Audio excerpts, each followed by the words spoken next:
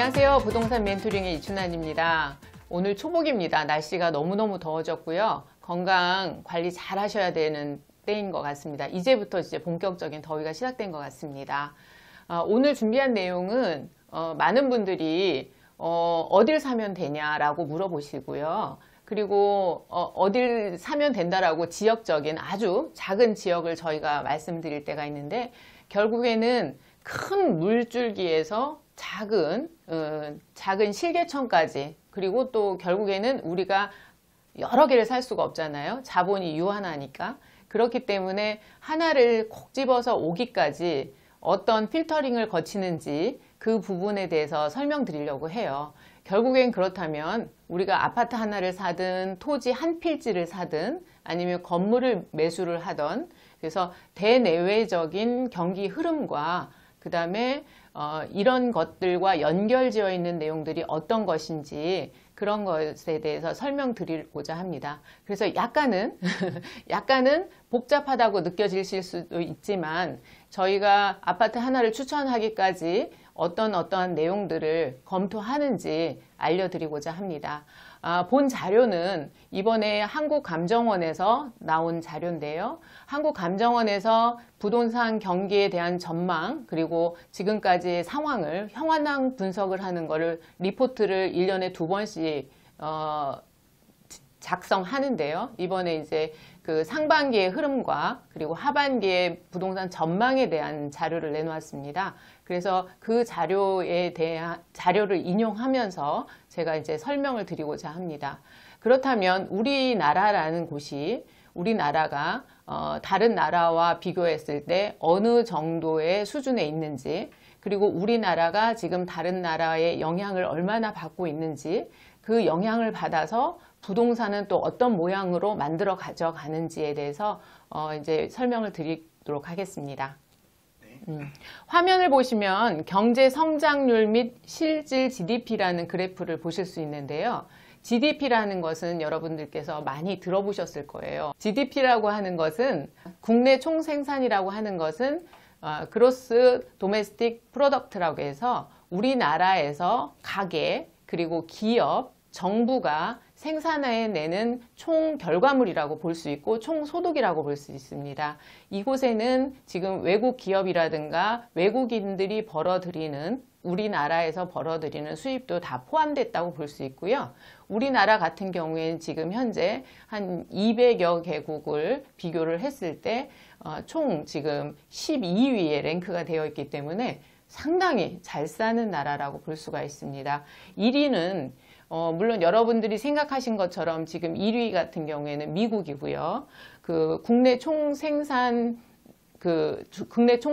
보면 20조 4,128억에 해당이 되고요. 중국 같은 경우에는 14조 달러 정도 되고요. 그리고 일본 같은 경우에는 1, 2위를 제외한 3위부터는 현격하게 내려가는 모습을 보는데 5조 달러 정도로 보고 있습니다. 우리나라는 지금 현재 12위로 1조 6,932억 달러를 보여주고 있습니다. 그렇기 때문에 우리나라가 여러 나라와 비교했을 때 경제적인 우위라든가 이런 거는 사실상 강대국이라고 볼 수 있고요. 그리고 우리가 1인당 GDP라고 말씀 많이 들어보셨을 텐데, 현재 1인당 GDP가 가장 높은 나라는 이제 북유럽 쪽에 굉장히 많이 있습니다. 그래서 1위가 지금 룩셈부르크고요. 그리고 2위는 스위스는 잘 사는 나라로 아주 많이 알려져 있죠. 1위 같은 경우에는 현재 12만 불 정도 해당이 되고, 우리나라는 이제 3만 불을 넘어서서 지금 현재 우리나라는 29위에 해당이 되고 32,774불을 지금 18년 IMF에서 발표된 자료에 의하면 지금 우리나라가 29위에, 작년에 사실 27위였는데요. 올해 지금 이제 29위에 랭크가 되어 있고, 아시아 쪽 나라에서 일본 같은 경우에는 23위로 지금 48,849불을 나타내고 있습니다. 그리고 미국 같은 경우에는 8위로 62,152불을 나타나고 있기 때문에 우리가 이제 평균적인 GDP 총 생산이라든가 아니면 1인당 GDP를 보았을 때 우리나라의 위치가 사실상 부국이라고 표현해도 손색이 없을 우리나라가 부국으로 표현해도 손색이 없을 거라 느껴지고 있습니다. 그렇지만 지금 현재 경제 성장률을 우리가 봤을 때는 작년 대비 작년에는 이제 3%를 넘어섰었는데 지금 현재 2, 4분기를 보았을 때는 지금 현재 2.8% 수준을 유지하고 있기 때문에 물가 상승률이나 여러 가지를 비교했을 때는 참 어려운 상황이다. 저성장의 늪에서 빠져나오지 못하고 있는 상황인 건 분명한 것 같습니다. 그런데 이 지금 경제 성장률과 부동산과의 연계성은 어떠냐, 이런 부분을 우리가 이제 풀어 나가야 될 숙제인 것 같습니다. GDP 성장률은 지금 저조한 상황이고요. 그리고 민간 소비 증감률, 그리고 설비 투자 증감률을 쭉 봤을 때 지금 설비 투자 같은 경우에는 올해 1, 4분기 때 7.3% 수준으로 작년 대비 좀 작년에 같은 경우는 한 16%에서 17%까지 올라갔었기 때문에 상당히 둔화되고 경제 전반이 조금 이렇게 다운되고 있다는 그런 결과를 우리가 볼 수가 있습니다.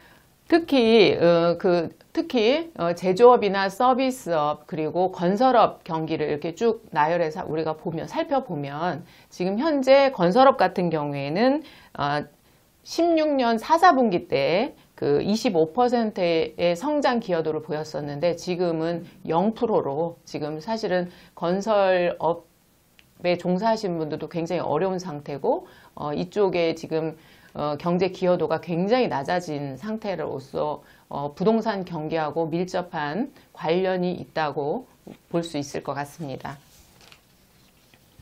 그리고 이제 금리가 인상되는 부분을 굉장히 우려하시는 분들이 많고요. 지금 외국의 그 주택 가격 동향 시장들을 우리가 이렇게 보면 지금 금리가 계속 미국이 인상을 하고 있고, 근데 미국 경기 같은 경우에는 호전될 걸로 예측을 지금 현재 하고 있습니다. 그리고 실업률도 내려가고 있고요. 보통 우리나라에 영향을 주는 그 글로벌 경기를 구분해 보면 우리가 이제 대외 무역을 많이 하거나 접촉을 많이 하는 나라로 분류를 보통 하는데요. 미국, 그리고 유럽, 그리고 중국, 그리고 일본, 이렇게 이제 보통 이제 경기를 이렇게 상세하게 이렇게 볼 수밖에 없는 상황인 것 같습니다. 지금 미국 경기 같은 경우는 호조를 하면서 금리를 상승하고 있고, 캐나다나 호주 같은 경우에는 이제 주택 가격이 많이 상승을 해서 주택 가격 상승에 대한 규제 억제책이 지금 계속 나오고 있습니다. 그래서 캐나다 같은 경우에는 밴쿠버라든가 이런 대도시를 기준으로 해서 지금 현재 외국 투자자들에 대해서 세금을 지금 인상하고 있고, 각 주마다 좀 상황은 다른데요.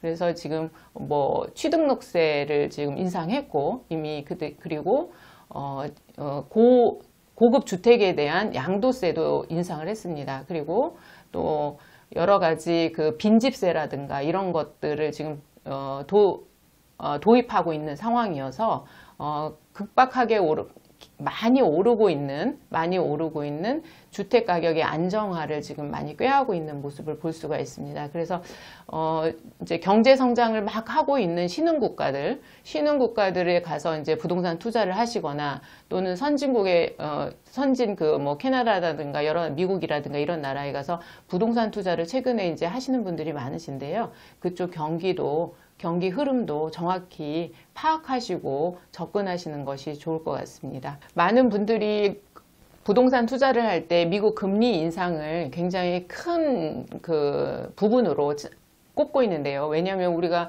부동산이라는 것이 한두 푼으로 접근하는 것이 아니라서 대부분 이제 대출을 이용하시는데, 그리고 미국 금리에 따라서 우리나라 금리가 많이 영향을 받습니다. 그렇기 때문에 미국 금리 인상하는 거에 대해서 많이 예의주시를 하고 있는데, 지금 현재로서는 미국 금리가 인상했음에도 불구하고 우리나라는 인상을 못하고 있는 상황이죠. 왜냐하면 경기에 너무 큰 부담을 줄 수 있기 때문에 지금 금리가 지금 동결된 상황이고요.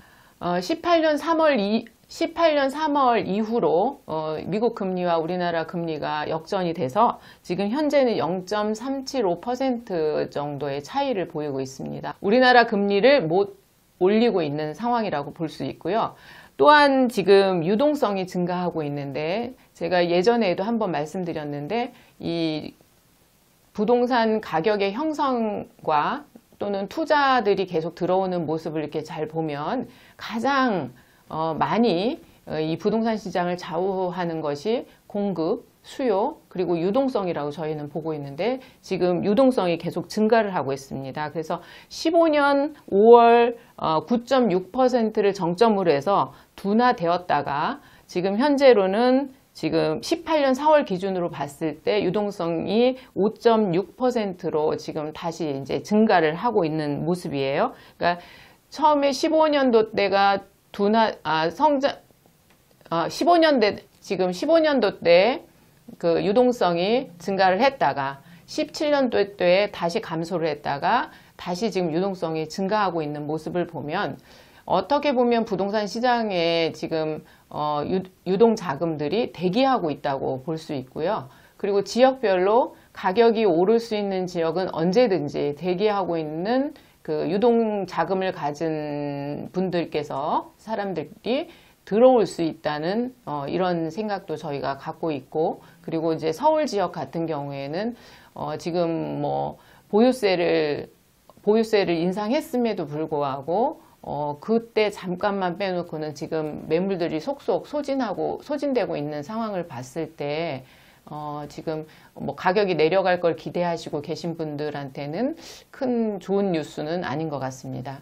일단은 지금 유동 자금이 많다는 사실은 언제든지 부동산이 움직일 수 있다는 그런 이유도 될 것 같습니다. 주택담보대출이 증가로 인해서 이것이 이제 주택시장이 불안정해지느냐, 뭐 예를 들어서 경매 매물이 많이 나오느냐, 이런 부분도 우려하시는 분들이 많고, 빈집이 증가하고 뭐 역전세난이 일어나서 한바탕 이제 부동산 시장이 출렁거릴 거로 예상하고 기다리시는 분들도 계신데요. 실제로 이것을 이제 그래프나 뭐 이런 것들을 증감률을 봤을 때 주택담보대출 증감이 그렇게 늘어나지 않았고, 그리고 우리가 불안해하는 악성 가계대출들이 증가하지 않았기 때문에 부동산 시장에 큰 부담이 되지 않는다라는 거죠. 그래서 막연한 뉴스로 만약에 집장만을 미루고 계시는 분들이 계시다면 실제 현황은 그렇지 않다는 걸 정확히 알아주셨으면 좋겠습니다.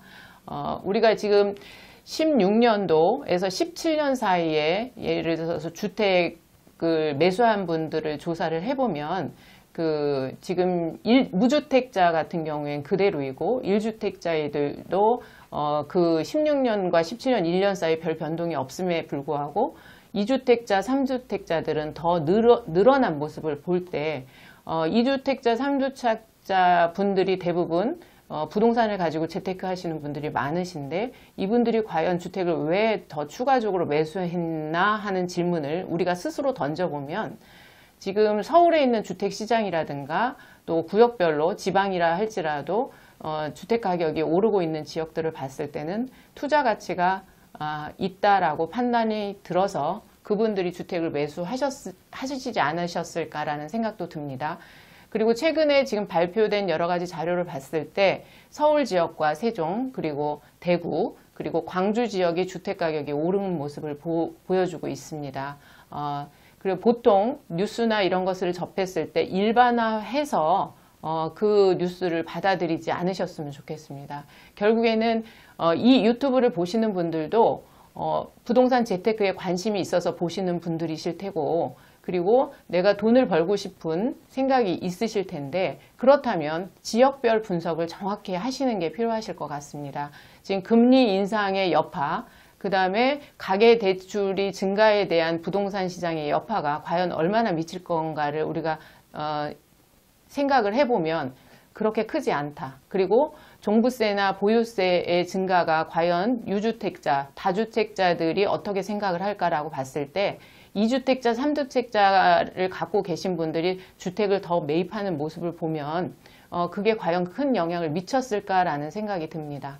그래서 저희가 유튜브에서 뭐 더 이상 추가로 설명드릴 수는 없겠지만, 사실상 재테크를 잘하거나, 그리고, 부동산을 가지고 자산을 늘려가신 분들을 자세히 봤을 때 꾸준하게 매입하고, 그리고 보유한 주택을 함부로 팔지 않는다는 거죠. 그리고 이 주택을 매입할 때 심사숙고했고, 내가 좋은 경험, 예를 들어 수익을 많이 냈던 경험이 있는 지역을 고수한다는 것이 결국에는 우리가 재테크를 할 때 꼭 참고하셔야 될 사항이라고 생각이 듭니다. 전체적인 부동산 흐름을 봤을 때 건설 경기 동향도 참고를 하셔야 될 것 같은데요. 지금 제가 이제 오늘 이 시간에 촬영하는 거 말고 다음 시간에도 추가로 촬영할 부분에서는 주택시장 동향하고, 그리고 상가, 지금 혁신도시 같은 곳들이 지금 일반 주택지에, 그냥 단독 주택지에 상가 점포 겸용 택지로 분양하면서 상가들이 지나치게 많아서 공실도 많고요. 이것이 또 사회적인 문제로 지금 대두되고 있는 상황입니다. 그래서 이 영상을 보시는 분들도 투자를 하실 때 상가 투자에 대해서 굉장히 주의 깊게 접근하셨으면 좋겠고요. 그리고 토지 시장도 마찬가지입니다. 그리고 주택 시장도 지역별로 편차가 크다는 사실을 잊지 말아 주시길 바라겠습니다. 건설 경기 동향을 보면 지금 건설 경기가 이제 지금 준공된 것은 지금 많아지고 있는 상황이지만 새로 착공되고 있는 것은 줄어들고 있는 상황입니다. 그렇다면 몇 년 후 앞으로 주택수가 줄어들 수 있다는 점도 여러분들이 한번 봐야 될 문제가 아닌가 싶습니다. 항상 그것들이 오르락 내리락 하는 모습을 보이는데요. 결국엔 준공이 많아져서 입주량이 많아지고, 그러면 그때는 이제 가격이 좀 지역별로 편차가 보이다가 공급이 줄어들고, 결국엔 공급이 줄어드는 시점부터 가격이 또 인상하게 되는 모습을 보이게 됩니다. 그러면 그때부터 가격이 오르게 됐고, 그러면 가격이 오르면서 또 공급이 많아지고, 이런 지금 유동성을, 이런 변화 곡선을 계속 그리면서 우상향하는 모습을 볼 수가 있고요. 대외적으로 예를 들어서 큰 충격이 없는 한 지금 서울 지역 주택가격 같은 경우에는 쉽게 떨어질 것 같지는 않습니다. 왜냐하면 계속 지금 부족한 상황이기 때문에 그런 부분들을 꼭 검토하시길 바라고요. 지금 뭐 외국에 지금 말씀드린 것처럼 저희가 물가 상승률이라든가 국민 그 총 GDP, 결국에는 그 GDP가 물가 상승률의 지표가 되는 거고요. 그래서 그 부분, 또 미국의 금리 인상 부분, 그리고 건설 경기의 흐름이 지금 이제 공급이 점점 줄어들고 있다는 부분, 그리고 외국의 주택 시장도 지금 나라별로 경기별로 다르다는 거, 유럽이나 미국은 지금 경기가 호조되고 있는 상황이고, 그 다음에 일본 같은 경우에는 경기가 호조되었다가 지금 이제 보합세를 보이고 있는 상황이고요. 중국 같은 경우에는 성장률이 지금 약간 다운돼서 움직이고 있는 상황이고, 그리고 우리나라 같은 경우에는 국내외 리스크 중에서 가장 컸던 북핵 리스크가 좀 줄어들면서 좀 편안한 분위기가 만들어지고, 북한에 대해서 경제 협력에 대한 희망이 좀 커지고 있는 상황이긴 합니다만은, 지금 미국 경기에 그 트럼프의 그 제재가 경기에 대한 제재가 지금 대북 제재가 굉장히 확고하기 때문에 이 대북 제재가 풀어져야만 북한으로 접근할 수 있다는 점도 다시 한번 말씀드리고 싶습니다. 사실 그 북한 그 경제 협력 같은 경우에는 뭐 지금 뭐 어떻게 될 것 같아서 파주로 가셔서 땅을 매입하시는 분들이 있으신데, 그거는 굉장히 너무나 그러니까 안정되지 않은 투자법인 것 같고요. 그래서 제가 최근에는 북한 경협 세미나나 이런 것들을 꼭꼭 참여하고 있는데요. 그래서 우리도 이런 분위기 파악을 정확히 해야만 우리 고객분들이 어떻게 접근해야 되는지에 대해서 충분히 설명해 드릴 수 있을 것 같습니다.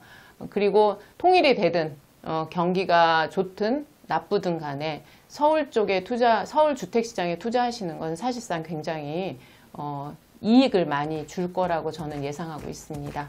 오늘은 여기까지 말씀드리고요. 다음 시간에는 제가 주택시장에 대해서 좀 더 분석해 드리도록 하겠습니다. 지금까지 오비스티의 이춘환이었습니다.